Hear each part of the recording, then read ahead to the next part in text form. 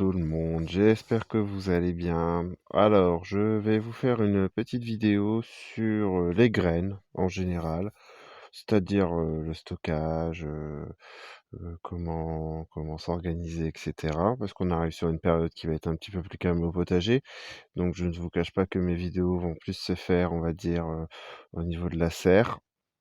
Je voudrais juste aller encore faire une vidéo dans le jardin, pour les personnes qui veulent débuter un potager et que le terrain n'est pas prêt. Mais après, oui, je vous cache pas que ça sera beaucoup plus à l'intérieur, dans la serre. Alors les graines, déjà, comment et où les stocker? Alors déjà, il vaut mieux les stocker dans un endroit sec, où il y a pas trop de lumière, du coup pas d'humidité et bon, normalement dans une pièce pas trop chaude. Après, faites comme vous pouvez, hein. Moi, ils sont dans une pièce qui n'est pas chauffée. Ils sont dans un endroit pour pas que la lumière du soleil, va directement, sur le là où je les stocke. Après voilà, il faut faire selon vos moyens aussi, hein. Alors, donc comme on arrive une période où, ça se calme au potager, c'est le moment de faire l'inventaire des graines, de voir ce qui vous reste, de voir, un petit peu les dates, je dis les DLC, mais je crois que ça s'appelle pas tout à fait les DLC pour les graines et de réfléchir peut-être à ce que vous voulez faire l'année prochaine. Peut-être certains légumes ne vous ont pas plu et cetera. Enfin bref. Donc moi depuis que j'ai commencé le potager, vais opté pour plusieurs rangements, plusieurs styles, de rangement pour les graines et cetera et avec le temps, j'ai enfin trouvé mon système et mon organisation. Alors déjà, soit vous achetez, donc là, vous allez voir, c'est, un petit truc en plastique à tiroir, donc 4 tiroirs. Du coup, j'ai repartagé, avec du carton les compartiments parce que j'ai séparé un peu les familles. Alors j'ai pas non plus fait précisément par famille, mais voilà. Ensuite, vous avez possibilité, vous trouvez des boîtes plastiques, une boîte en métal, si vous êtes bricoleur, pourquoi pas essayer de prendre, de le faire vous-même aussi. C'est toujours pareil, faites ce qui vous fait envie, ce qui vous ressemble et surtout ce qui va vous paraître pratique pour vous. Là, je vous montre seulement moi ce que je fais. Après voilà, ça peut donner des idées, tant mieux. Et surtout, n'hésitez pas à partager en commentaire en me disant: «Bah non, moi je les stocke comme ça ou je fais comme ça». La chaîne est là pour ça aussi. Alors donc voilà, qu'est-ce que j'ai fait? J'ai essayé de regrouper que par famille, comme je vous ai dit, hein. Donc là, vous avez tout ce qui va être concombre, courgettes, melon. Là, ça va être les aromates. Là, ça va être toutes les variétés de salade au fond.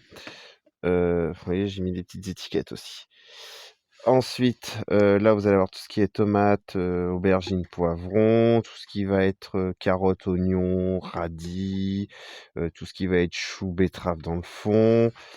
Ensuite, là, il y a un petit peu de mélange, donc ça va être surtout les épinards et la mâche. Oui, il y a des sachets d'haricots verts aussi. Et là, en dessous, ça va être tout ce qui va être le reste de mes fleurs. Alors, je ne suis pas très fleur. Et les boîtes, parce que j'ai des boîtes de haricots et des boîtes de fèves. Alors, moi, ce que je fais, on va me dire: «Oh là là, tu utilises du plastique». Oui, j'utilise du plastique, mais quand les sachets sont ouverts et que je les ouvre mal, je mets le reste des graines là-dedans et je colle une petite étiquette avec le nom et la DLC. Alors, si je vous en trouve un, je vais vous montrer ça. Voilà. Donc là, j'ai pas collé, je m'étais amusé à faire ça sur ordinateur, mais ça prend trop de temps. Donc voilà. Et on verra au niveau de la conservation ce que ça donne. Ensuite, donc voilà et du coup, comme vous pouvez voir, j'ai pas mal de graines. Du coup, j'ai décidé de tout répertorier dans un cahier. Donc là, je vais vous montrer surtout ça. Donc là, ça va être, la partie salade. Donc qu'est-ce que j'ai fait? J'ai noté, les variétés de mes salades. J'ai noté perte de semis. Pourquoi? Parce que comme ça, vous voyez, comme là, alors vous allez pas très bien voir, je pense. Hop, la reine de mai, je sais qu'à partir de janvier, je vais pouvoir en attaquer. Si je passe derrière, tac, tout ce qui va être l'exographe, donc c'est une nouvelle salade, je la connais pas celle-là. Je vais pouvoir, en faire aussi des janvier, la lilloise, la Gudgeon d'or, voilà. C'est pour mieux me repérer. Parce que le souci, comme vous avez pu voir, j'ai énormément de sachets de graines et à la longue, ben, je sais plus, surtout les nouvelles variétés, je ne sais plus trop comment, quand et comment, surtout quand, j'ai du mal ce soir encore, pour les semis. Donc voilà, donc j'ai fait ça pour tous mes sachets de graines. Alors si vous souhaitez faire quelque chose comme ça, faites-le avant d'avoir toutes vos graines, parce que là, du coup, je l'ai fait une fois que j'avais toutes mes graines. Donc là, vous voyez, c'est tout ce qui va être les poivrons aubergines. Bon, poivrons aubergines, c'est à peu près toute la même période. Et surtout, après, j'ai noté les provenances. Donc certaines, il y a les DLC, je les ai marquées aussi. Pourquoi j'ai marqué les provenances? Parce que je vais faire des tests de quelque sorte de germination, de comparaison plutôt. Par exemple, comme vous pouvez voir, là, j'ai la noire de Crimée, j'en ai de chez Bocquet et j'en ai acheté à Leclerc. Et je ferai les 2 et je verrai, voilà, ça c'est juste mon petit délire personnel. Et une fois que vous avez fait, bah, l'inventaire de vos graines, ben, soit que certaines variétés, c'est possible, ne vous ont pas plu. Donc ce que je peux vous conseiller, c'est de faire des échanges, si vous avez la possibilité de faire des échanges. Ou, si vous voyez que la DLC, que le sachet est trop vieux, ne jetez pas vos graines à la poubelle. Tentez, gardez-vous un petit coin dans votre potager, mettez-les, dans ce coin de potager et vous verrez bien ce que ça donne. Vous allez peut-être avoir des surprises. Donc voilà. Et donc une fois que ça j'ai fini, ben, je vais vous montrer. Alors pourquoi je l'ai fait sur cahier? Ben, c'est plus simple pour moi, plus accessible, je trouve, que sur ordinateur. Ben, c'est plus compliqué, surtout que ça risque de bouger un peu au niveau de messager de graines, tout ça. Après, si vous voulez le faire sur Excel ou un autre, logiciel, allez-y, hein. Et là, j'ai commencé à faire le plan de mon potager. Alors j'ai pas fini, je viens seulement de le commencer, hein, parce que j'ai fini mon rangement de graines hier.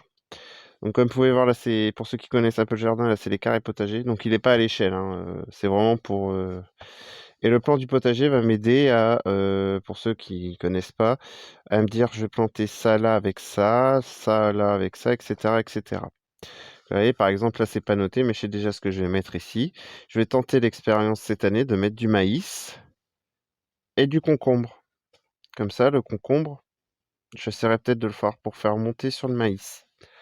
À voir. Donc là, vous voyez, il manque le terrain principal et cetera. Mais, alors j'essaye maintenant comment dire? D'être un jardinier, organisé en quelque sorte. Parce qu'après le plan, quand j'aurai fait le plan, je me ferai un tableau avec, bah, quand je ferai mes dates de semis, quand je les repiquerai au jardin et cetera et cetera. Donc voilà.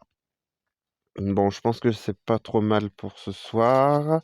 Si vous avez d'autres questions, n'hésitez pas à les poser en commentaire. Et si vous avez des expériences à donner, n'hésitez pas non plus. Allez, sur ce, je vous souhaite une bonne journée. Au revoir.